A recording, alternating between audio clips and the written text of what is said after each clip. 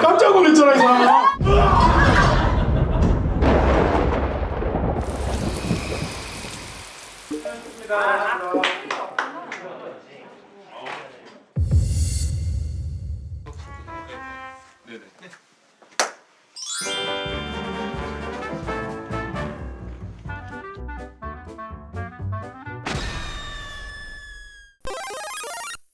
여기 앉으시고. 녹음만 하는 거죠? 네네. 분홍색 읽어주시면 할게요. 네. 나는 비밀을 잘 지킨다. 입이 무겁기로 유명하다. 하시는 분들은 주목해 주세요. 구독자 여러분을 초대합니다. 이거는 속삭이듯이 한 거고 이 궤도가 되게 큰 소리로 할 수도 있으니까 큰 소리로도 해야겠네. 나는 비밀을 잘 지킨다. 입이 무겁기로 유명하다. 영화에 대해 수다 떠실 분들 지금 바로 더보기란 참고하셔서 이벤트 신청해 주세요. 뭐야? 나 놀래키려고 그러고 있었던 거예요? 이거 읽으라고요? 아 진짜 죄송해요. 실패했죠? 아 라이프 플러스 TV 구독, 좋아요, 댓글, 알림 설정까지? 아 어떻게 쓰셨는데 내가 너무 안 놀랬어요. 아 원래 같았으면 나 정말 벽 잡고 기절했을 텐데 죄송해요. 읽는 거를 찍는 거군요. 라이프 플러스 앱에서 입이 얼마나 무거운지 한 줄 사연을 남겨주신 분들 중 총 60분을 추첨하여 1인 2매씩 시크릿 시사회 초대권을 드립니다. 시크릿 시사회 보고 영화에 대해 수다 떠실 분 지금 바로 더보기란 참고하셔서 이벤트 신청해주세요. 됐나요? 아까부터 뭐 보이던데? 놀래야 되는 거야? 왜 안 놀래? 놀래야 되는 거야? 이렇게 끝났어? 아 이렇게 보면서 안 보는 척. 앞으로 라이프 플러스 앱에서 매주 퀴즈가 출제되는 거 알고 계시죠? 출제위원들 라인업이 장항준 감독님, 봉태규 배우님 그리고 박천휴 작가님까지 아주 블링블링하니까요. 기대하셔도 좋습니다. 끝났어요? 네. 네. 끝났어요? 끝? 네. 이게 왜 중요한 거예요? 이거 중요한 거예요, 이거? 으아! 감사합니다. 중요한 거예요, 이거? 으아! 감사합니다. 깜짝 놀랐잖아, 깜짝. 다 왜 나왔나 했네. 진짜요? 약간 놀랐어. 진짜요? 응. 깜짝 놀랐잖아, 이 사람아. 물귀신인 줄 알았네. 역시. 나오면서. 오.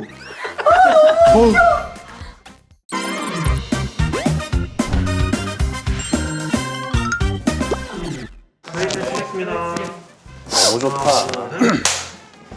역시 우리 네, 라플 위클리의 몸개그 담당. 열연 잘 봤습니다. 네. 네. 브레인도 담당하시면서 몸개그까지 담당하시니까 바로 물 뿌리시던데. 글쎄 말이에요. 사실 진짜 반성했어요. 아, 사실 그 바로 직전까지 잠을 너무 못 자가지고 약간 이렇게 어두운 데 가서 한 20분 잤거든요. 아하. 그 상황에서 약간 이상하게 뭘 잠깐 녹음하는데 너무 오래 하라고 하시는 거예요. 그래서 뭐지 이러고 있다가 옆에서 두 사람이 또 이상하게 날 쳐다봐. 그래서 아이 비현실적인 느낌이 뭐지 하고 이렇게 왜 이렇게까지 열심히 하시는 거예요? 하고 쑥 들어갔는데 갑자기 진짜 놀랐어요. 위대한 과학자 마리 큐리가 이런 말을 했죠. 뭐라고? 미지의 존재에게 가져야 할 것은 두려움이 아니라 호기심이다. 궁금합니다, 귀신. 귀신. 저는 나오면 좋겠어요. 네. 저는 솔직히 궤도는 네. 진짜 엉덩방아 찌르면서 졸도할 줄 알았거든요. 반대구나. 네, 근데 하나도 안 놀라가지고 완전 김샜다가 평론가님이 다 살려주셨어요. 맞습니다. 뭐 귀신의 종류부터 이야기해 볼까요? 귀신의 귀신이 종류. 있다고 가정을 해야지 종류가 있는 거죠? 네, 뭐 네. 아니면 컨텐츠 속 뭐 귀신의 이야기 속에 종류? 수많은 뭐 네. 귀신들이 있죠. 평론가님이 워낙 다양하게 쓰셔가지고 와. 몽달 귀신, 조상신, 처녀 귀신, 네. 유령 네, 일단 어디부터 이야기할까요? 동양과 서양을 그러니까 서양의 유령은 상대적으로 성별이 조금 덜 중요하기도 하고 무엇보다도 서양의 유령은 촉감이 다른 것 같아요. 만져보셨어요? 아니 그러니까 서양의 유령은 보통 잘 안 잡히는 반투명의 존재, 약간 비치기도 하면서 이런 존재처럼 돼 있고 예를 들어서 유령에서 풍겨 나오는 어떤 냄새라거나 아니면 온도라거나 이런 건 차가운 기운 이런 건 느껴지지만 유령을 덜컥 잡으려면 잡을 수가 없는 어허. 이런 느낌 같은 게 있단 말이에요. 물성이 통과하고. 좀 덜하다. 막 통과하는 느낌. 이 꼬마 유령 캐스퍼. 아, 약간 이런 그냥 느낌. 바람으로만 존재할 것 같은? 네네, 뭐 또 그런 느낌이 있고요. 예. 완전한 형체를 갖추지 않은 어허. 동양의 귀신은 물론 빙의가 되는 경우도 있고 여러 가지 경우들도 있습니다. 있습니다만 직접적으로 막 사람을 시해하기도 하고 막 예를 들면 어떤 영화를 보면 막 이렇게 잡아가지고 목에 올려서 살해하기도 하고 곤지암에 그런 장면 나오잖아요. 그렇죠. 이런 식의 부분에서 좀 차이가 있지 않나 싶고요. 어쨌건 유령이든 귀신이든 기본적으로는 죽은 사람의 혼령이라는 전제가 있는 것 같고요. 아닌 경우도 있어요. 예를 들어서 오래된 물건이 유령이거나 악령이 되는 경우도 있죠. 서양 전설에 따르면. 인형. 그렇습니다. 더 재밌는 건 이제 성별로 나눠 보는 건데 네. 이쪽은 확실히 동양 쪽 얘기가 더 재밌는 것 같아요. 제가 한국 사람이라서 그런 건지. 남자 귀신이 있고 여자 귀신이 있을 텐데 예. 기본적으로 여자 귀신이 훨씬 더 압도적이에요. 네. 소복의 긴 머리. 그렇습니다. 그런 어떤 체형이나 스타일도 그런데 기본적으로 귀신이라는 말을 이 한국과 중국과 일본 중에서 그쪽에서는 귀라는 말로 따로 쓰지 귀신이라는 말로 한국만큼 자주 쓰지 않아요. 일본이랑 중국의 경우에. 한국은 귀자란 말하고 신이라는 말이 붙었잖아요. 근데 음양 오행설에 따르면 기본적으로 신은 양이고요. 귀는 음이에요. 이런 상황에서 신은 보통 남신으로 지칭을 하고 또 귀는 여귀로 지칭을 하게 되죠. 이런 어떤 부분들이 있고요. 무엇보다도 우리를 압도적으로 사로잡는 건 처녀 귀신이지 총각 귀신이 아니고 총각 귀신을 보통 이제 몽달 귀신이라고도 부르잖아요. 몽달이 이제 총각이란 말인데 근데 남자 귀신은 나타나더라도 양태가 이 처녀 귀신하고 달라요. 하는 행동이. 좀 약해 보여요, 좀 약간. 처녀 귀신이 훨씬 더 한이 더 많이 맺혀 있는 그러니까. 느낌이에요. 그렇습니다. 그래서 더 무서운 느낌? 남자 귀신은 보통 나올 때 일단 결혼한 귀신이 있고 결혼하지 않은 귀신이 있는데 그렇죠. 귀신들이 기본적으로 몽달 귀신이나 처녀 귀신이 유명하다는 거는 상대적으로 결혼을 하지 않은 것은 한이 있다라는 전제가 있는 거예요. 둘 다 결혼을 안 한 거잖아요. 남자 귀신들은 보통 결혼한 귀신도 있어요. 네. 보통 조상신의 형태로 나타나는데 조상신이 귀신이 나타나면 뭘 하느냐? 후손들이 걱정이 돼서 나타나 보통. 우리는 항상 조상신이 도왔다라고 표현하는 게 많잖아요. 맞아. 네, 바로 그런 측면에서 나타나서 뭘 해코지를 한다거나 원한을 푼다거나 이런 게 아니란 말이에요. 그건 주로 처녀 귀신인 것 같아요. 바로 그 점인데 처녀 귀신이 갖고 있는 건 기본적으로 원한을 갖고 있고요. 원한도 억울한 거고 우리는 귀신을 살아있는 사람 입장에서 무서워하지만 사실은 피해와 가해가 반대예요. 이야기를 다 듣고 나면 보통 귀신이 피해자야. 맞아. 그래서 동양 귀신담이 약간 슬픈 기운이 있어요. 서양 귀신담하고 좀 달리. 내러티브가 좀 있죠. 그런 측면이 네. 있고요. 네. 그 다음에 귀신이 나타나서 뭘 원하느냐라는 건데 처녀 귀신은 호소를 해요. 아, 내 이야기를 들어달라. 네. 그 호소를 뭐라고 하냐면 귀곡성이라고 하는 거예요. 귀곡성이라는 게 무섭게 소리를 질러서 상대를 제압하려는 게 아니라 아 너무 억울한데 살아서는 내가 이 얘기를 못했으니까 제발 내 얘기를 들어달라라는 게 이제 이 처녀 귀신이 하는 얘기예요. 아, 왠지 궤도가 죽으면 그럴 것 같아요. 저요? 제발 내 얘기 좀 더 들어달라고. 아니 더 이상 어떻게 듣냐고. 나 지금 얘기 다 더 이상 못하고 어떻게 죽었다고. 듣냐고. 저는 일단 귀에서 피가 나는데. 기본적으로 차이가 있다면 애원하지 않습니다. 그럼 그냥 듣거나 말거나 해요. 동의도 구하지 않아요. 듣거나 말거나. 계속 하고 있는 거야. 애언할 시간에 한마디라도 그렇지. 그러니까. 그래서 저는 그냥 해요. 동의 안 구해요. 그런 면에서 이 처녀 귀신들은 이승에서 못한 걸 호소를 하는데 흥미로운 건 누구한테 호소하느냐. 살아있을 때 억울하게 죽음을 당한 여자 귀신이 다시 이 권력이 있는 남자 귀신한테 가서 이런 것을 알아달라라고 호소하는 형태예요. 예를 들어서 장황년전도 그렇고요. 아랑전설 같은 거 밀양에 있는 이런 것들 다 마찬가지인데요. 실제로 이제 국어학자가 통계를 내보면 현재 무슨 뭐 어우야담이나 무슨 청구야담이나 뭐 금오신화에도 이런 귀신 얘기가 나오고요. 또 수많은 고소설이 있는데 이런 것들을 스토리를 정리한 게 있어요. 그게 모두 다 합쳐서 현재 850개인가? 뭐 70개인가 된대요. 근데 그 편 중에서 이야기를 쭉 정리를 해보면 그 중에서 이 무서운 이야기 중에서 자살을 했을 경우 자살자가 여성인 확률이 90%예요. 실제로 이야기 속에 주로 이 귀신의 형태로 나타나서 자살을 해가지고 억울함을 호소하는 건 다 대부분 상당수가 여성. 이야기 속 통계는 없죠. 슬프죠. 그 이야기 속 통계인데 어쩌면 이게 사회의 어떤 여러 개 그치, 반영이 사회성이 네네네. 반영돼 있는 거죠. 그러니까, 얼마나 억울하고 이런 괴담에 남아있는 그런 게 것은 많았겠어요. 그 사회의 모순이라는 거고요. 그런 측면에서 이 옷도 굉장히 흥미로워요. 귀신들이 보통 머리 나면 소복을 입고 있잖아요. 맞아요. 그 다음에 머리를 산발했잖아요. 무슨 뜻이냐? 집에서 죽었다는 뜻이에요. 예를 들어서 우리가 뭐 방송하다가 제가 외출복, 죽었으면 외출복. 이 옷 입고 나올 거 아니에요. 아니 서양 쪽 유령은 네. 약간 갖추고 있어요. 뭔가 약간 그 드라큘라? 명문가의 그런 옷 같은 걸 입고 네. 떠다니지 않습니까? 해리포터도 보면은 네, 그런 공중에서. 친구들 있잖아요. 떠다니는데 네. 딱 남작이나 백작처럼 딱 갇혀 있고 떠다니잖아. 근데 옷마저 예쁘게 차려입지 못하고 죽었다고 하니까 더 안타까워요. 그러니까 옷을 왜 소복을 입고 왜 머리를 풀어헤쳤느냐? 머리를 풀어헤쳤다는 것은 일단 뭐 결혼 안 했다는 뜻일 수도 있고 두 번째는 집에서 손질하지 못한 상태로 죽었다는 뜻이에요. 소복도 약간 속옷 개념으로 입는 거거든요. 쉽게 얘기하면 잠옷 입고 죽는 거야. 소복의 산발에 호소하는 방식에 귀곡성에 뭐 이 모든 것들이 사실상 굉장히 슬픈 토대가 있다는 이야기고 그러니까. 이런 이야기들이 남아있는 게 고소설이 있고 야담이 있는데 야담이라고 이름이 뒤에 붙은 것들 어우야담이나 청구야담이나 이런 것들은 한문으로 쓴 거예요. 고소설은 한글로 쓴 거예요. 독자가 달라요.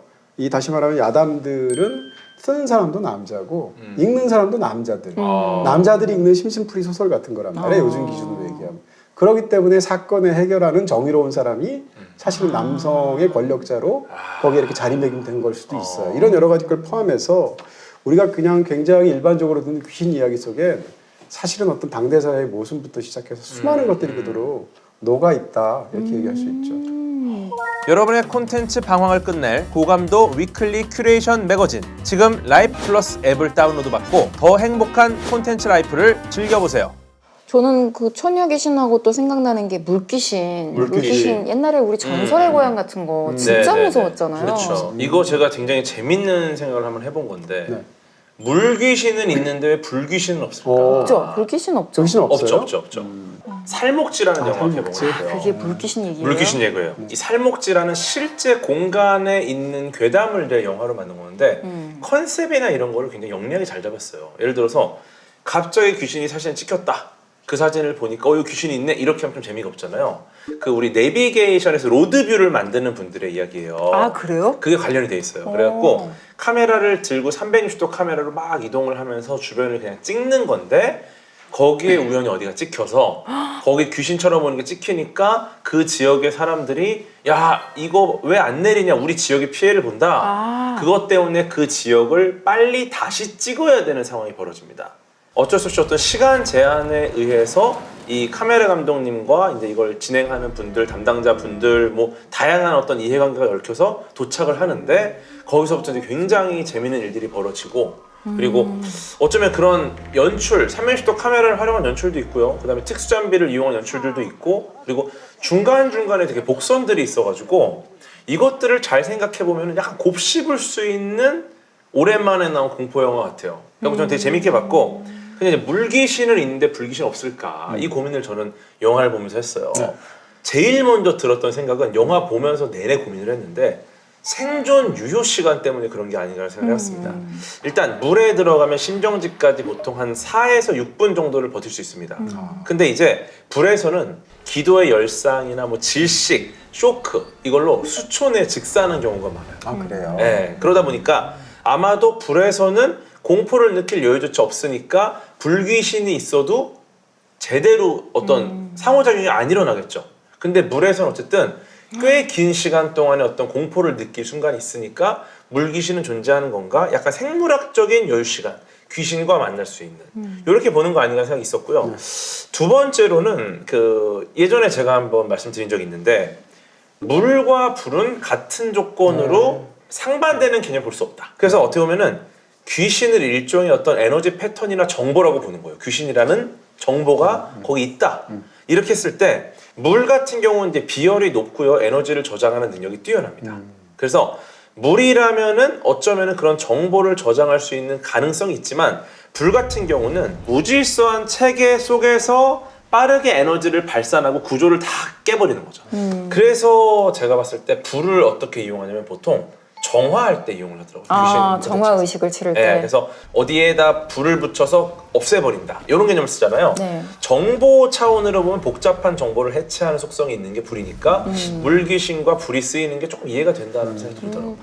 궤도님은 어렸을 때부터 그러면 막 무서운 이야기 듣고 네. 이랬을 때 안 무서워했어요? 어릴 때부터 무서운 얘기가 되게 재밌었죠. 근데 막 집에 있는데 갑자기 문이 꽝 하고 닫힌다든가 뭐 서랍이 열린다든가 그런 폴터가이스트 현상 어디서 소리 굴러가는 소리가 난다든가 안 무서웠어요? 어릴 솔직히 때도? 말씀드리면은 갑자기 서랍이 열린다? 아 너무 신기한 거예요 이건. 그 수평이 안 맞는 거잖아요. 어디선가 운동 에너지가 발생을 한 거잖아요. 네. 그러니까 예를 들어 이렇게 열린다 이건 안 되고 그냥 쫙 이러면은 좀 신기하겠죠? 네. 그런 일이 없었습니다. 초등학교 때도 안 그랬어요? 예를 들면 초등학교 한 3, 4학년 때. 초등학교 때도 과학책 워낙 많이 보니까 친구들이 예를 들어 밥 먹다가 국그릇이 이렇게 막 움직일 때 있어요. 그러면 야! 귀신이다 막 이래요. 그럼 제가 야, 요 아래쪽에 틈에 공기가 팽창하는 거야. 국그릇이 뜨겁잖아. 이렇게 말을 해주면 이제 정리. 옛날에 우리 때는 수학여행 가거나 하면 그 담력 훈련 한다고 맞아요. 묘지 막 걸어가고 그랬잖아요. 그런 것도 그냥 거뜬하게 했겠네요. 저는 이제 사례를 하나 말씀드리자면 네. 그 군부대 있을 때 그 장난친다고 거기 이제 부사관 분들이 새벽에 숨어 계시는 경우가 있었어요. 그러다 총 들고 있는데. 아 근데 실탄은 없으니까. 아. 근데 스케줄 근무를 돌아가지고 새벽 2시부터 3시까지 돌아야 되는 코스가 있어요. 근데 거기가 산이라 좀 무서워요. 근데 이제 딱 나가는데 혼자 가는데 으아 하고 튀어나온 거야. 그래서 제가 필승! 필승! 이렇게 아 경례를. 진짜요? 그러니까 그랬더니- 뭐야? 왜냐면 원래 부사관이니까. 잘안 놀래는구나. 부사관이니까 경례를 했죠. 근데 어두운 거를 그렇게 무서워하진 않아요. 어둡다라는 게 그냥 광자가 존재하지 않는다. 그러면 살면서 가장 무서웠던 경험 뭐 없어요? 이런 비슷한 경험? 이유 없이 들려오는 소리들이 있을 수 있습니다. 오. 집안에서. 네. 맞아. 보통 소리가 무서워. 이런 경우 좀 있거든요. 근데 요것도 한동안 저한테는 굉장히 좀 미지의 존재였거든요. 갑자기 딱 무슨 소리가 나요? 이런 소리 나게 있잖아요. 집에 혼자 조용히 있을 때 갑자기 어디서 딱딱 혹은 걸어가는 소리 같은 날 때가 있어요. 진짜 전혀 걸어가는 소리가 아닌데 네. 우리 집안에서 네. 이거에 대해서 한동안 조금 궁금했던 시기가 있었는데 요거도 이제 어느 정도 해석이 풀렸어요? 되고 나서는 네. 괜찮죠. 뭐예요? 뭐 예를 들어서 네. 귀신이 있냐 없냐, 귀신이 있냐 아니냐를 판단하는 제일 좋은 근거는 이게 확률적으로 가능하냐 아니냐 그걸 봐야 되거든요. 그래서 소리가 나는 것도 귀신인가 확률적으로 나자. 근데 이게 건축학적으로는 가능한 소리라는 거죠. 뭐 예를 들어서 집을 구성하는 목재나 콘크리트나 어떤 금속 물질들 있잖아요. 네. 얘네들 이 배관이나 특히나 이런 애들이 온도 변화에 따라서 다르지. 팽창 수축을 해요. 그러면 요것 때문에 밤이 돼서 특히나 기온이 낮아지면은 그 이 접합부 여기 마찰에 일어나서 두드리는 경우가 있고 혹은 사람이 걸어가는 소리처럼 들리는 경우가 있거든요. 네. 그래서 아니면 뭐 수압이 급격하게 변할 때 유체가 벽을 때리는 소리 이런 것들도 있고 그래서 요걸 알고 나면은 무섭지 않다. 이 해골이 지금 오브제가 눈앞에 있으니까 저는 생각나는 게 뭐 그런 호러 영화의 마스터피스라고 할 수 있는 옛날 영화 폴터가이스트라는 영화 들어보셨죠? 아 그렇죠. 1982년에 개봉을 했고 스티븐 스필버그가 뭐 제작도 하고 각본도 쓰고 그랬는데 워낙 유명한 영화고 그 당시에 이제 1편이 나왔을 때 대박을 쳤고 많은 사람들한테 충격을 안겨줬는데 영화의 내용도 내용이지만 이 폴터가이스트의 저주가 굉장히 유명하더라고요. 이게 86년에 2편, 88년에 3편이 나왔는데 계속 개봉을 할 때마다 영화에 출연했던 사람들이 하나둘씩 죽은 거예요. 이게 이제 어떤 가족이 새로운 집에 이사를 오면서 집에서 어떤 괴현상들이 일어나고 그게 알고 보니까 공동묘지 위에 세워진 집이어서 그랬다라는 내용인데 거기에 가족 중에 큰 딸로 등장하는 배우가 일단 남자친구 사귀던 사람한테 목이 졸려서 살해당했고요. 그다음에 다른 배우 남자 배우는 위암이 좀 증세가 악화돼서 또 돌아가셨고 건강 이슈. 또 한 분도 무슨 장기 이식을 하고 회복을 앞두다가 돌아가셨고 아이고. 그 다음에 이 폴터가이스트에서 1, 2, 3편에 다 나왔던 막내딸로 나와서 약간 마스코트 역할을 한 폴터가이스트 거리라는 별명을 가졌던 배우가 12살밖에 안 된 꼬마인데 아이고. 3편이 개봉을 했을 때 죽었어요. 그런 여러 가지 나쁜 일들이 그냥 공교롭게도 겹친 건데 원인을 찾는 사람들 중에는 그 폴터가이스트 영화에 보면 수영장 씬이 있는데 수영장에 이제 해골과 함께 촬영하는 장면이 있어요. 근데 거기 그 여배우가 모형 해골을 쓰면 될 걸 모형이 더 비싼 거예요. 제작비가 더 많이 드니까 영화 스태프들이 실제 해골을 갖다 놓은 거예요. 아하. 그래서 실제 해골과 함께 연기를 한 거예요. 그래서 진짜 해골과 함께 그 촬영을 하는 바람에 어떤 저주가 붙었다라는 얘기들이 있었죠. 그리고 마지막으로 사실 이것도 어떻게 보면 연결되는 건데 이 폴터가이스트가 개봉한 해에 스티븐 스필버그 감독은 환상특급이라고 하는 TV 드라마의 영화 버전을 찍고 있었거든요. 근데 굉장히 비극적인 헬기 사고로 배우 3명이 현장에서 즉사하는 일이 그래서 계속 이 폴터가이스트로 인한 나쁜 일이 연쇄적으로 일어나는 게 굉장히 유명하게 또 전해져 왔죠. 공포 영화에는 뭐 이런 식의 이제 폴터가이스트 굉장히 유명하고 사실 엑소시스트 이런 얘기 있어요. 참여했던 사람들이 다 불행한 죽음을 겪었다라는 등 이런 식의 절묘한 우연일 수도 있고 경우에 따라서는 어떤 특정한 사안을 좀 약간 좀 과장하거나 조작한 케이스일 수도 있고 어쨌건 공포 영화에 이제 그런 것까지 있으면 무슨 굉장히 무서운 뮤직비디오를 찍었는데 실제 귀신을 보았다든지 뭐 이런 괴담 많이 나오잖아요. 녹음실에서 귀신 소리 대박 난다. 맞아. 네, 그런 어떤 연장선상에서도 볼 수 있겠죠. 저는 집에 혼자 있을 때 네. 진짜 아직까지도 해결 못한 문제가 하나 있는데 제가 해결해 드릴게요. 밤 한 10시 정도인데 10시 나쁘지 않아요. 이렇게 공동현관에 누가 들어오거나 뭐 지하 주차장에서 들어오려고 하면은 비밀번호 눌러야 되잖아요. 그렇죠. 네. 그러면 공동현관문이 열렸습니다. 이거 들리죠? 이 말이 나오잖아요. 맞아요. 근데 정말 가만히 있는데 갑자기 진짜 큰 소리로 공동현관문이 열렸습니다 했을 때 정말 심장이요 꿍 하고 떨어져요. 한 번도 그런 오류를 일으킨 적이 없으니까 와 뭐야? 누가 현관까지 왔었나? 되게 무서웠어요. 근데 그 자주 나서 좀 익숙해지긴 했어요. 방식을 몇 개 봐야 되는데 보통 이제 우리 집안의 이제 이 현관 센서등 같은 경우는 기본적으로 뭐 적외선만 쓰는 경우도 있고 적외선이랑 비전을 같이 써요. 왜냐면은 암흑 속에서 딱 갔을 때 켜줘야 되잖아. 네. 비전이면은 암흑 속에서 신호를 못 잡아요. 그러니까 적외선으로 열을 감지해서 일단 켜고 그 다음부터 움직이는 거를 비전이 보면서 계속 안 끄고 유지하는 경우가 있거든요. 그래서 여름철이나 혹은 이제 실내 공기가 이제 환기가 잘 안 됐을 경우에 열풍으로 이제 현관 불이 켜지는 경우가 꽤 있어요. 아니 근데 저희 집은 우리 집 동호수를 눌러야지만 저한테서 그 알람이 뜨잖아요. 그러니까 우리 집을 방문한 사람이 왔어야지 그게 우리 집에 들리는 건데 아하. 고양이가 지나간다고 해서 이게 저희 이 집에서 올 수는 집으로다가 없잖아요. 오지 않으니까. 네. 이거 좀 진짜 해결해 주세요. 이거는 근데 고장이네요.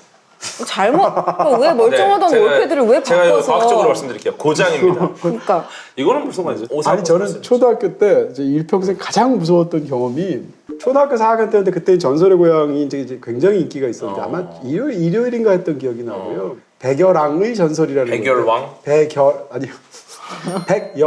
백열왕. 아니 여왕 백열왕.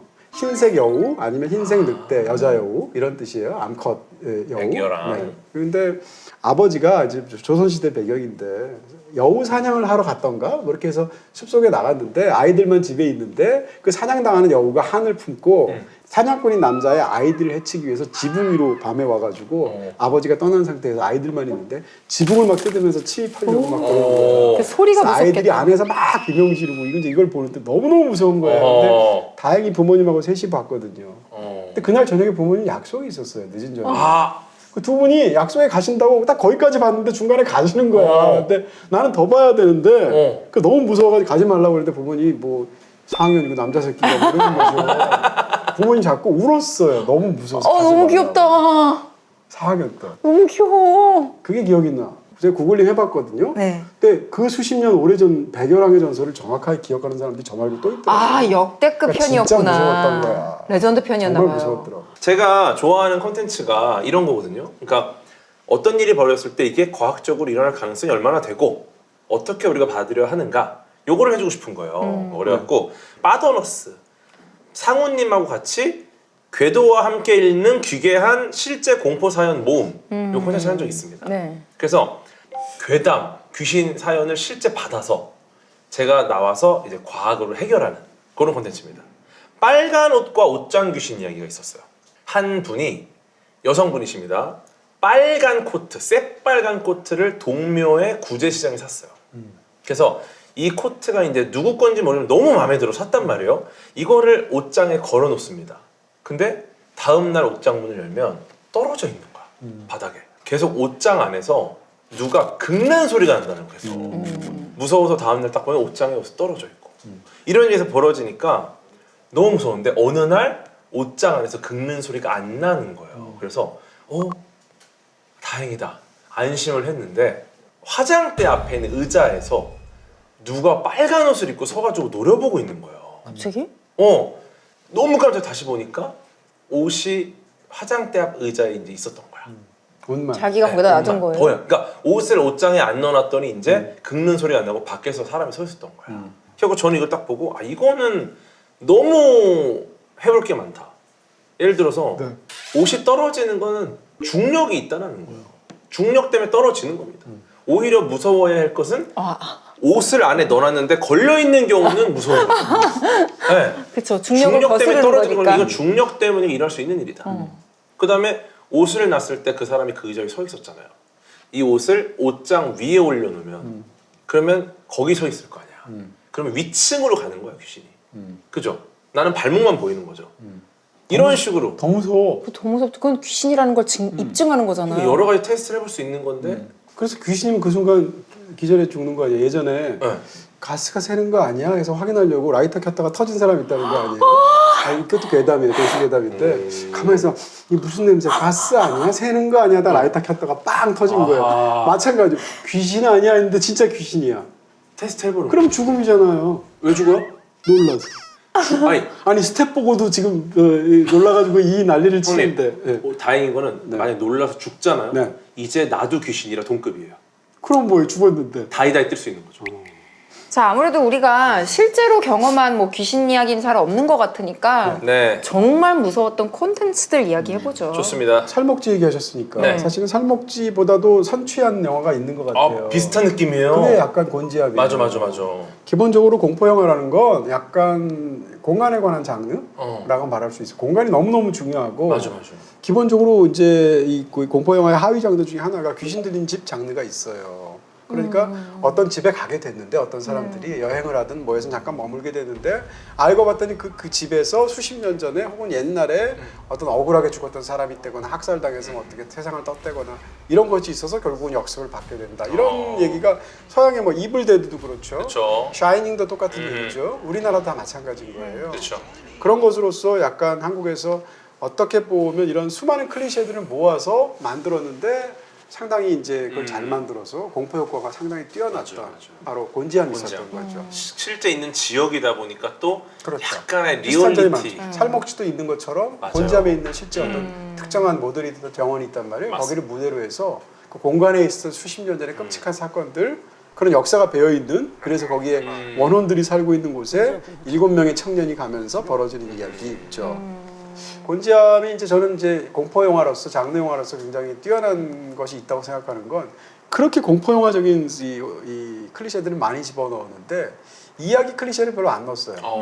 무슨 얘기가 하면 유튜브 채널에서 공포 체험을 하는 것으로서 조회수를 올려서 이제 굉장히 이익을 보려는 그런 이제 7명이 가서 간단 말이에요. 남자 4시고 여자 3시예요. 그리고 가기 직전까지는 서로 이제 막 어들썩하고 기분 좋게 거기 갔다가 이제 당하는 이야기란 말이에요. 그럼 이런 영화를 보통 찍을 때 어떤 설정을 하게 되냐면 2명은 뭐 과거에 사귀었다가 헤어진 사이라든지 2명은 뭐 이제 바로 맞아. 어제 만났는데 갑자기 서로를 강렬하게 느끼고 있는 그런 사이라든지 뭐 이런 식으로 설정을 만들어줘. 러브라인이든 아니면 성적인 부분이든 뭘 만들어준단 말이에요. 그런 영화 너무 많잖아요. 많죠. 아무 관계가 없고요. 서로 친구들도 아니고 이 어떻게 보면 약간 이 사건에서 의견만 맞다고 할까요? 이런 측면에서 7명이 가게 되고 대부분의 경우는 그 이전에 뭘 했는지도 몰라요.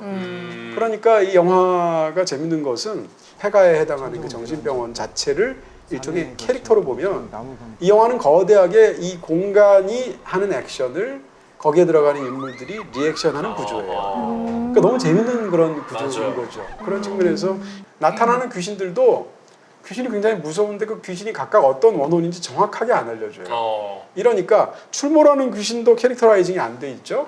가서 간 사람들도 캐릭터라이징이 안 돼 있죠. 근데 상황은 굉장히 리얼하면서 공포 효과를 극대화하죠. 이러니까 거기서 느껴지는 어떤 장르 영화적인 쾌감이 굉장히 큰 그런 작품이 됐습니다. 약간 그 씬만 머리에 남는 느낌? 그게 오래 가는 것 같아요.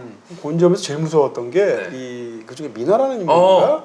눈동자가 전부 다 맞아. 흰자가 하나도 없는 눈으로 갑자기 나타나서 아주 빠르게 말할 때 이 곤지암에서 굉장히 무서운 게 느려야 될 순간에 빠르고 맞아요. 빨라야 될 순간에 느려요. 예를 들어서 나타나는 귀신이 보통 확 달려들어야 되는데 그러지 않고 발을 질질 끌리면서 천천히 다가오는 귀신이라든지 어떻게 보면 약간 사람들이 생각하는 속도를 일부러 그 기대감을 지연시키면서 공포감을 극대화하는 거거든요. 그렇죠. 예측을 깨버리니까. 그렇죠. 이런 측면에서 그런 리듬감 같은 게 정범식 감독이 만들었는데 이런 쪽으로 굉장히 뛰어난 테크닉을 갖고 있는 것 같아요. 제가 진짜 곤지암은 그거는 기억나요. 너무 화제가 됐잖아요. 그러니까 사람들이 너무 무서워가지고 팝콘 들고 있다가 팝콘을 쏟아서 팝콘비가 내린다고.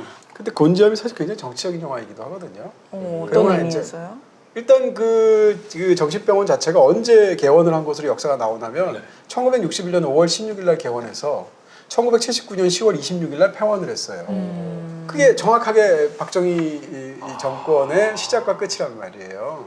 심지어는 안에 있는 뭐 503이라는 숫자가 굉장히 중요하게 나오기도 하고 이런 여러 가지 의미에서 어떻게 보면 그 유신 시대 자체를 거대한 이 공포스러운 공간으로 그렇네요. 은유하고 있는 어떻게 보면 굉장히 정치적인 영화라고 말할 수 있죠. 여러분의 콘텐츠 방황을 끝내 고감도 위클리 큐레이션 매거진 지금 라이프 플러스 앱을 다운로드 받고 더 행복한 콘텐츠 라이프를 즐겨보세요. 근데 아직도 되게 잊혀지지 않는 어떤 한 이미지로 또 기억되는 영화가 디 아더스라는 니콜 키드먼 주연했던 영화 있잖아요. 만든 사람은 이제 알레한드로 아메나바르라는 스페인 감독인데 그 당시에 경력의 절정이었던 사람이에요. 이런 사람들이 다 모여서 A급 공포 영화고 스타일이 너무 중요하고 네. 굉장히 우아하고 맞아요. 이런 영화예요. 어떻게 본다면 살목지나 이 곤지암 같은 것을 즐기는 것과 이 느낌이 다르고 공포 영화라는 것을 공간에 관한 장르라고 했을 때 이 공간이 고밀도인지 저밀도인지에 따라 다르단 말이에요. 네. 공포 영화인데 고밀도야. 그러면 좀비 영화가 그렇겠죠. 좁은 공간에 사람으로 우글우글해서 무서운 거. 반면에 공간이 엄청 큰데 사람이 없어서 무서운 거. 네. 이게 귀신들 집 장르예요. 보통. 네. 이 영화에서 이제 대저택에서 그레이스라는 여자가 2명의 자기 2 아이하고 살아가고 있는데 하인이라고 딱 3명 있는 상황이고요. 그런 상황에서 방은 또 엄청나게 많아. 방마다 뭐가 있는지도 모르고 또 항상 커튼이 쳐져 있어요. 왜냐하면 이 2 아이한테는 햇빛 알레르기가 있기 때문에 치명적인 어떤 햇빛이 무기가 될 수 있기 때문에 항상 하인들한테 이렇게 커튼을 치고 문을 열더라도 미리 앞에 있는 문을 닫은 상태에서 다음 문을 열어라라는 식으로 항상 교육을 시키는데 이제 이러면서 벌어지는 거예요. 그 고딕 양식에서 주는 서늘함이 있어요. 그러니까 큰 저택 그리고 이렇게 잘 차려입은 주인공들이 나오니까 그렇게 무서울 줄 몰랐거든요. 약간 귀족 집안 느낌이라서. 네. 근데 중간쯤에 제가 꼽는 제일 무서운 장면은 처음에는 애들이 장난친다고 생각하고 아, 왜 자꾸 아무 소리도 안 나는데 소리가 났다 그래. 그러니까 엄마가 막 안 믿다가 나중에는 커튼 다 열어. 자, 이 집에 어떤 불황자들이 숨어 있을 수 있으니까 다 찾아보자. 그래서 막 쥐잡듯이 이제 찾아보려고 해요. 이 전에 살던 사람들이 쓰는 물건 같은 거를 뒤지다가 사진첩을 발견해요. 근데 그 사진첩에 이전에 살던 사람들이 찍힌 사진들이 있는데 다 누워 있어요. 그 일하러 온 사람한테 왜 다 누워 있지 하고 물어보니까 죽어 있는 거라고. 그러니까 어떤 전염병이 돌아서 다 죽어 있는데 그 영화상의 논리로는 이 사진을 남겨둬야 그 기억이 오래 갈 것 같아서 사진을 찍어둔 거다 이렇게 하는데 우리가 사실 죽은 자의 사진을 그렇게 찍어두지 않잖아요. 그걸 더군다나 앨범으로 만들진 않잖아요. 근데 그 사진 속 흑백 사진에 단정하게 차려입은 채로 누워있는 그 사진이 너무 무서웠어요. 그러니까 디아더스 같은 영화는 사실 엄청 무서운 장면이 한두 개밖에 없어요. 영화 전편에. 링 같은 영화가 만약에 마지막 그걸 알고 보고 하나도 안 무섭지 않나요? 근데 링은 사실은 맨 마지막에 한 번으로 정말 사람 죽이는 영화잖아요. 이럴 정도인데 어떤 영화는 그냥 5분 뭐 3분 계속 그 일종의 점프스케어 같은 거로 사람들이 굉장히 깜짝깜짝 놀라게 하는 그런 살목지가 딱 그렇죠. 근데 이 디아더스 같은 영화라든지 링 같은 영화는 정말 한 방. 저는 디아더스 뒷부분에 이 집으로 사람들 막 몰려올 때 그때 무지무지 무섭더라고요. 어쨌건 제목이 디아더스라는 얘기인데 타인들이라는 얘기인데 반대쪽에서 날 보면 내가 또 디아더스거든요. 아더스 중에 한 명이잖아요. 이런 쪽에서 영화를 다 보고 나면 뭐 너무 스포일러가 강력해서 말씀을 못 드리는데 떠나려고 할 때 떠나지 못하는 자의 비극 같은 거예요. 그래서 어떻게 보면 서양 공포 영화 중에서 굉장히 슬픔이 강한 공포 영화들이 생각보다 적거든요. 한국이나 일본엔 많아요. 네. 근데 이 영화 굉장히 슬프고요. 아, 맞아요. 그냥 볼 때만 무섭다. 끝나고 나면 아무것도 기억 안 나는 영화들도 많잖아요. 맞아요. 그쵸. 근데 이 영화는 정말 약간 그 슬픔이 남은 채로 끝나죠. 그 한 장면을 남기는 게 중요한 것 같아요, 공포 영화는. 또 약간 어떻게 본다면 제일 그 공포 귀신담을 좋아하는 사람들이 보통 여고생 아니에요? 특히 남고생보다 여고생. 여고생 감성. 여고생들 좋아하죠. 그렇죠? 공포 네. 영화 진짜 좋아하잖아요. 왜 여고생들이 공포 영화를 그거 한번 좋아할까요? 다음에 한번 얘기해 주시면 그게 궁금해요. 아! 혹시 이런 거 아닐까? 네. 뭔가 이렇게 막 놀라고 그 약간 그게 카타르시스를 그게 주나? 약간 좀 귀여워 보이잖아요. 이러면서 이러는 거. 저런 말하는 궤도가 너무 무서워. 그래서 좀 귀여워 보이고 싶어서. 한국에서 뭐 제일 유명한 또 이제 우리가 또 귀신 이야기를 하다 보니까 가장 유명한 시리즈가 있다면 여고괴담 아닌가? 레전드죠, 레전드. 네. 학교물이 참 무서운 것 같아요. 그렇습니다. 그 주 타겟층을 정확하게 노린 그런 이야기라고 볼 수도 있죠. 여고괴담 시리즈가 사실 1편도 시리즈가 있다는 사실 자체가 1편이 성공했으니까 가능하죠. 대박 났다는 거죠, 1편이. 굉장히 효과가 예. 있었고요. 더군다나 영화에서는 자주 있는 거지만 그 점프 컷의 효과 같은 것을 굉장히 극적으로 해서 복도에서 귀신이 탕탕탕 네. 하고 오는 아, 순간 그거 진짜 샤이닝처럼. 네, 그 장면이 이제 당대를 사람들 너무 놀라게 만들었고 최강의 배우님. 그리고 막 졸업 앨범을 유심히 보게 되잖아요. 그 이후로. 맞아요. 이 사람 막 7년 전에 졸업한 사람이래. 맞아요. 막. 그 1편이 그 성공을 거두고 나서 이제 그 다음에 시리즈로 2편인데 보통 여고괴담 2라고 안 하고 두 번째 이야기가 공식적인 제목이에요.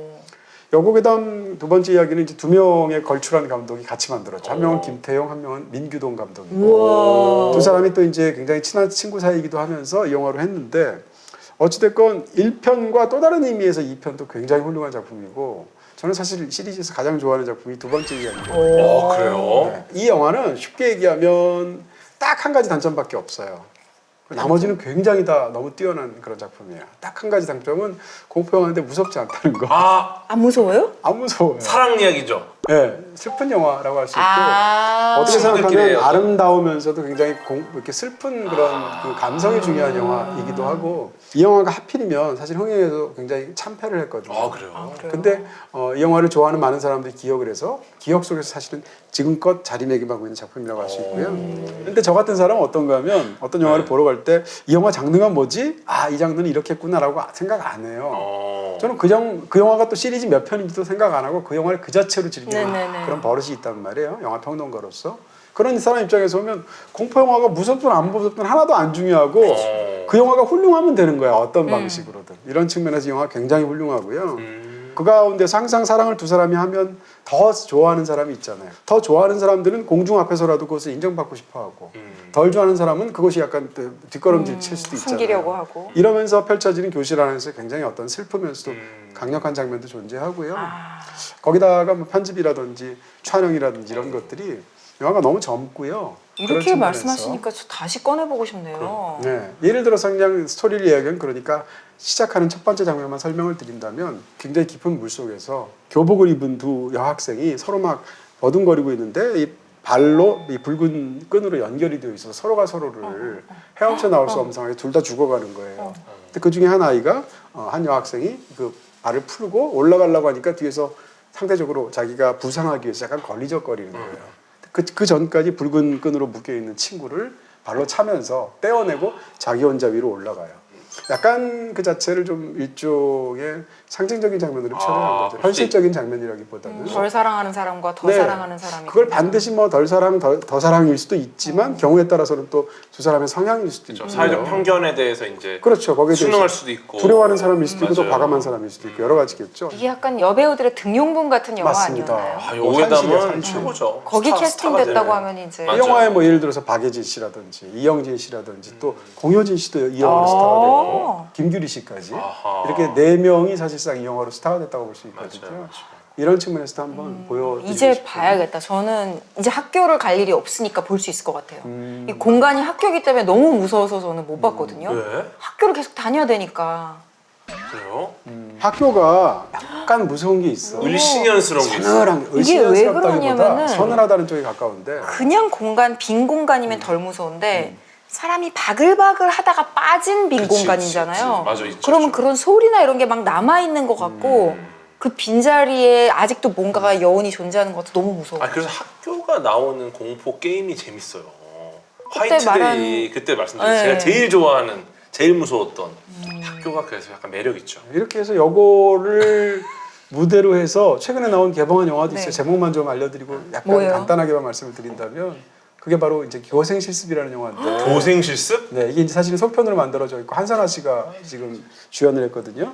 교생 실습이라는 영화인데 이거는 정반대로 공포 영화이고 여고를 무대로 하는데 어떻게 보면 코미디 버전으로 만든 여고괴담 이런 영화이고 전편이 어느 정도 성공했으니까 후편도 만들었겠죠. 그런 의미에서 이 교생 실습 보시게 되면 어이가 없기도 하고 한편으로는 기발하기도 한 그런 공포를 소재로 한 그런 또 코미디를 보실 수 있습니다. 이 후속편이에요? 네. 그럼 2인 거예요? 네. 1편 제목이 너무 어려워서 1편 제목이 무슨 굉장히 길어. 아메바 소녀들과 학교괴담, 그 다음에 부제가 개교기념일 이렇게 붙어있는 작품인데요. 와. 2편에서는 이걸 이제 교생 실습으로 바꾼 거죠. 그러면서 변주해서 만드는 건데요. 저는 영화 귀여웠어요. 사람마다 얘기가 다르겠습니다. 아, 귀신이 나와요? 귀신이 나오죠. 아메바 귀신이에요? 엄청 많이 나옵니다. 심지어는 뭐 일본 귀신도 나오고 각국의 귀신도 인터내셔널 약간 귀신. 옛날에 영어하는 귀신도 나오고 약간 무서운 영화 같은 그런 거? 소위 이제 약간 B급 코미디에 대해서 마음이 좀 열려 있는 그런 스타일이에요. 결코 대중적이라고 할 수는 없고요. 아, 이런 거 재밌을 수 있는데. 네, 그런 분들 입장에서는 보면서 야 어떻게 이런 걸 끝까지 밀어붙여서 이런 영화를 만드냐? 약간 어이없기도 하고 또 귀엽기도 하고 재밌기도 한 그런 여러 가지가 섞여 있는 작품입니다. 재밌겠다. 최근에 제가 가장 힙한, 가장 트렌디하고 최근에 나온 공포 영화가 뭐가 있을까? 요즘 스타일의 공포 영화에서 예. 찾아본 게 톡투미예요. 투미. 투미. 고등학생 학생들이 주인공이에요. 근데 학생들이야 뭐 이렇게 장난치고 그런 거 좋아하니까 빙의 챌린지라는 걸 해요. 그래서 SNS 상에서 짧은 영상들이 올라오는데 뭐냐면 이렇게 촛불을 켜놓고 자기들끼리 무슨 의식을 치르면 죽은 자의 혼이 들어오면서 빙의를 하는 거예요. 오. 그럼 나도 모르는 이상한 행동들을 할 거 아니에요. 그래요? 막 눈알이 돌아가기도 하고 그런 걸 SNS에 올리는 거예요. 그러니까 사람들은 아 이거 주작이지 이렇게 생각을 했었는데 주인공과 주인공의 동생 그리고 친구 남자친구까지 하루 거기에 초대가 돼서 가서 직접 하게 돼요. 빙의를. 단계가 있는데 1번 1번. 촛불을 킨다. 촛불을 킨다. 그렇게 해서 그 영혼의 세계의 문을 연다. 2번이 거기에 실제 죽은 사람의 손을 박제한 어떤 손 모양 조각품 같은 게 있거든요. 손조각. 그 손을 잡아야 돼요. 그리고 3번이 영화의 제목이기도 하죠. 톡투미. 라고 나에게 말하는. 말해줘. 오. 라고 말을 한다. 그럼 빙의가 돼요? 그러면 일단 싹 한 1초 정도 그 나에게 들어올 그 죽은 자의 모습이 잠깐 보여요. 오. 누가 나타날지는 모르지만 랜덤? 랜덤이에요. 아, 이거 고를 수는 없어요? 어느 나라 사람이 나타날지도 몰라요. 아, 이거 근데 아니다. 다들 약간 처참하게 죽은 몰골을 하고 있죠. 예. 그 다음에 이제 I'll let you in. 내 안으로 들어와 라고 말을 하면 이제 확 빙의가 되고 관절이 꺾이면서 그럼 딱 이렇게 talk to me. 이 손은 계속 잡혀있는 딱 상태예요. 보고 좀 앉으시면 패스. 이미 패스. 들어갔다니까. 옛날에 데이팅 앱 하듯이 네. 스와이프 스와이프? 패스하다가 아인슈타인 콜. 딱 들어와서 이제 그동안 못했던 그 다음 상대성 이론의 근데 이 약간 뒤를 좀 잇는. 원한이 있는 그 죽은 자들을 만나니까 뭐 아인슈타인도 사연 원하는 있는 있을 수 있어요? 있을 수 있죠. 낭자역학 지금 다 받아들였잖아. 오난 내가 그렇게 아니라고 했는데. 흑역사. 그러니까. 근데 아쉽다. 어쨌든 패스가 안 돼. 예, 여기에서 하나의 규칙이 시간을 90초를 넘기면 안 돼요. 그래서 딱 시작할 때 항상 스마트폰으로 시간을 재요. 위험해지니까. 그럼 90초를 90초가 넘어가면 되면 다시 몰아내야 돼. 근데 이제 그런 규칙이 왜 있겠어요? 영화상에서 그 규칙을 91초. 깨야 되는 일이 생기죠. 91초 되는구나. 사실은 이 미아라는 주인공은 어머니가 돌아가셨어요. 근데 친구의 동생, 남동생이 아직은 어려요. 그래서 그 파티도 가면 안 되는데 이제 엄마 몰래 동생을 데려갔다가 동생이 누나랑 형들 다 하니까 자기도 하고 싶잖아요. 그래서 나도 할래 이러는데 근데 하필 그 엄마가 남자애가 빙의가 딱 됐을 때 미아의 엄마가 나온 거예요. 그럼 어떻게 해요? 그럼 미아는 너무 보고 싶던 엄마를 만나게 된 거니까 계속 말하고 싶잖아요. 그래서 엄마 이러면서 계속 더 얘기하려고 하다 보니까 90초를 넘기죠. 그래서 이제 사건이 생기고 이 남자아이가 그때부터 이상한 행동을 하고 자꾸 막 머리를 박는다든가 자해를 하고 미아가 어떻게 이걸 해결할 수 있을까 이제 방법을 찾는 그런 내용으로 전개가 되죠. 재밌겠는데요? 손 딱 잡았을 때 그 귀신이 나타날 때 예고도 없이 나타나니까 진짜 깜짝 놀래요. 진짜? 뭐야? 막 이렇게 되고 나중에 진짜 끔찍한 장면도 나오고요. 빙의 얘기를 하셔서 그런데 사실 빙의라는 소재가 영화에 많이 나옵니다. 특히 공포 영화에 많이 나오잖아요. 근데 그 제가 최근에 이 드라마 시리즈인데 이제 기리고라는 너무 재밌게 봤고요. 예, 제가 봤을 때는 어떤 요 가상의 세계 그리고 이제 어떤 귀신들이 존재하는 요 세상에서는 법칙들이 있어야 되고 이 법칙들이 어느 정도 당위성이 있어야 돼요. 그냥 이걸 찾으면 바로 나오는데 일부러 그걸 안 찾고 삥 돌아서 다른 길로 막 추적을 해. 이런 경우 전 굉장히 싫어하거든요. 근데 저 같아도 그렇게 추적할 것 같은 아. 방식으로 여러 가지 문제를 해결해요. 네. 그러니까 저는 되게 중요하죠. 현대 사회에 굉장히 적합한 형태로 지금 귀신을 해석하는 느낌이라서 약간 키를 위한 호러군요. 저는 되게 좋았어요. 그래서 개연성이 있다는 네. 거잖아요. 그리고 아까 이제 빙의되는 연기 말씀하셨는데 여기 이제 전소영이라는 배우가 이제 주연을 맡았어요. 저는 이분을 잘 몰랐고 실제 빙의되는 장면들이 있거든요. 귀신이 몸을 지배하는. 그때 이거를 효과를 쓰지 않고 직접 그걸 꺾어가지고 연습을 굉장히 많이 했다고 들었어요. 어떤 이 물리적인 육체적인 어떤 이 활동을 굉장히 사이 좋은 친구들 그룹이 있어요. 네. 이 그룹에서 한 친구가 이 기리고라는 앱이 있는데 요거에다가 소원을 빌면 이루어진다더라라는 이야기를 해요. 네. 네, 그리고 나서 이 친구가 굉장히 험한 일을 당합니다. 네. 그러면서 시작되는데 이 기리고라는 앱이 어떤 원칙이 있어요. 내가 그 소원을 빌어요. 그러면은 영상으로 빕니다. 그래서 내 이름과 사주가 생년월일이 적힌 종이를 들고 찍어요. 전송을 하는 순간 이제 등록이 돼요. 네. 그 다음에 이제 나중에 그 소원이 이루어지면 소원이 이루어졌습니다 하고 앱에서 알림이 나와요. 그 다음부터 24시간 카운트다운이 들어갑니다. 그래서 이 카운트다운이 끝나면 소원을 이룬 사람은 죽어요. 그걸 다 알면서도 소원을 비는 아니죠. 거예요? 아, 모르는 처음에는 거예요? 장난으로 시작을 해요. 네. 근데 장난으로 시작하는데 이상한 일이 벌어지기 시작을 하니까 그때부터 이걸 해결하기 위해서 이 친구들과 이제 외부의 조력자 많은 분들이 이제 이거를 해결하는 과정이 나오는 드라마입니다. 근데 무언가가 딱 지배를 당해서 마치 그 사람인 척, 그 친구인 척 흉내를 내면서 현혹시키는 장면들이 많이 나와요. 이거를 사실은 이번 콘텐츠 준비하면서 한 2주 동안 고민했어요. 빙의된 사람을 어떻게 판별할 것인가. 네, 이게 정말 궁금하지 않습니까? 그렇죠. 예를 들어 빙의가 일어났어. 네. 근데 얘가 이 몸을 뺏으려고 실제 이 사람인 척을 하는 거야. 그러니까 아까 그 톡투미에서도 그 엄마의 귀신을 본 게 그게 진짜 엄마인지 아닌지는 모르는 거예요. 그러니까. 네. 그럼 이걸 어떻게 판단할 수 있을까? 가정을 몇 가지 하는 거죠. 귀신이 일단 대상을 지배합니다. 이 대상의 모든 메모리에 접근할 수 있는 권한이 네. 생긴 겁니다. 그렇죠. 그러면 구분 어려울 겁니다. 네. 그래서 이거를 어떻게 해결할 것인가? 어떻게 해결할 수 있냐고요? 네, 여기서 찾았어요, 답을? 답을 찾았어요. 기가 막힌 답을 찾았습니다. 세계 최초 공개입니까? 세계 최초입니다.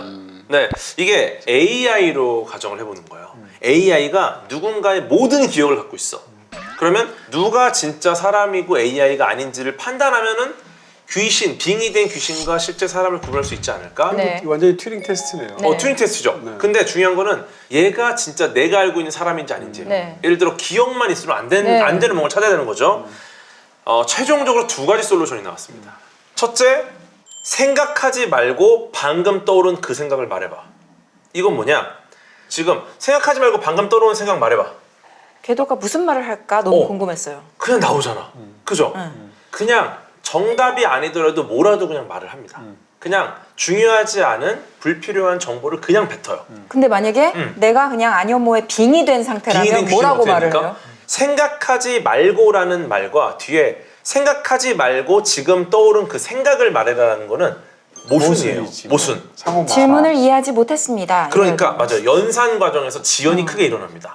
그래서 이거를 길게 지연이 됐다? 이건 빙의야.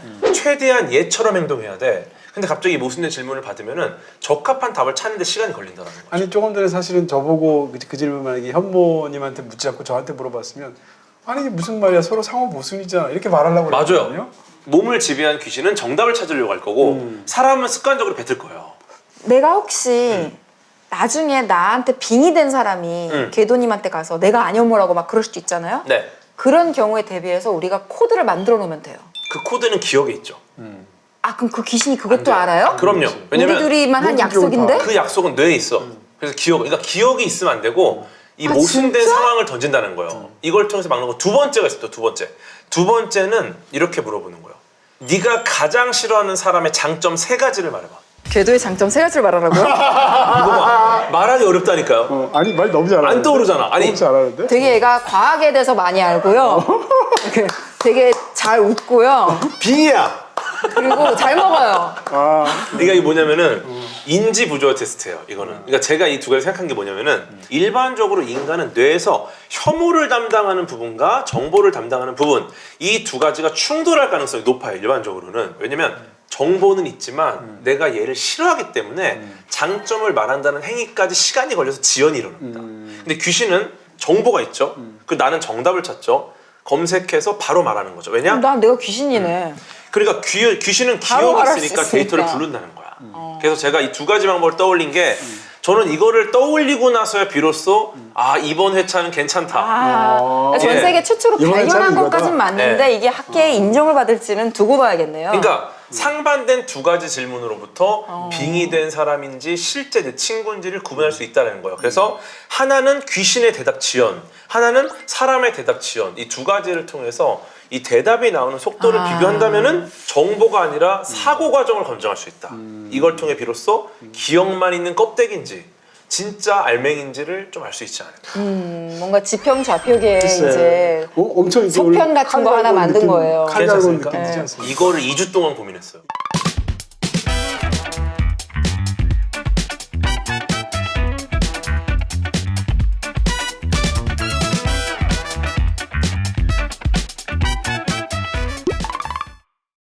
정말 귀신같이 귀신 이야기 떠들었던 것 같아요. 시간이 순삭됐네요. 아니 너무 많은 귀신 얘기를 하다 보니까 세상이 네. 덜 무서워졌어요. 덜 무서워졌어요? 아까 그 충격에선 좀 헤어나오셨어요? 헤어나와졌어요. 이제야 좀 현실감이 다행입니다. 네. 오늘 저희가 소개해드린 여러 콘텐츠와 정보들은 더보기란을 통해서 상세하게 확인하실 수 있습니다. 그리고 라이프 플러스 앱을 통해서 핫앤 트렌드 코너에 들어가시면 또 저희가 소개한 콘텐츠들 정보 가득 담겨 있으니까요. 다운받아보세요. 또 팀 라이프 플러스 아시죠? 평론가, 기자, 작가 등 각 분야 전문가로 구성된 팀인데요. 이 팀이 매주 또 맛달라는 콘텐츠들만 엄선해서 소개해 드리니까요. 라이프 플러스 앱도 활용해 주시면 감사하겠습니다. 마지막으로 라이프 플러스 TV 채널 좋아요, 구독, 알림 설정 부탁드릴게요. 다음 주에 봐요. 안녕. 티모시 샬라메를 첫 배우로 선정을 했고요. 티모시 샬라메가 어떻게 오늘날에 또 그 위치까지 오게 됐는지를 짚어보도록 하겠습니다. 이 영화에서의 티모시 샬라메 연기 전 제가 본 티모시 샬라메의 최고 연기가 아닌가 싶은데 드니 빌레브의 듄입니다. 그 전에는 소년의 모습 이런 거였는데 여기서는 이제 카리스마 있는 메시아 역할로 거듭나게 되잖아요. 아주 유쾌하고 밝은 변신을 했죠. 원카, 밥 딜런의 젊은 시절을 연기한 컴플리트 언노운. 이동진의 전기 영화가 나와요. 근데 티모시 샬라메가 연기해. 빨간 안경 끼고. 네. 이거 괜찮지 않아요? 너무 좋죠. 근데 일단 인종적으로 안 맞죠. 평론가님께서 티모시 샬라메라는 배우를 어떻게 한 줄 평을 할 수 있을까요?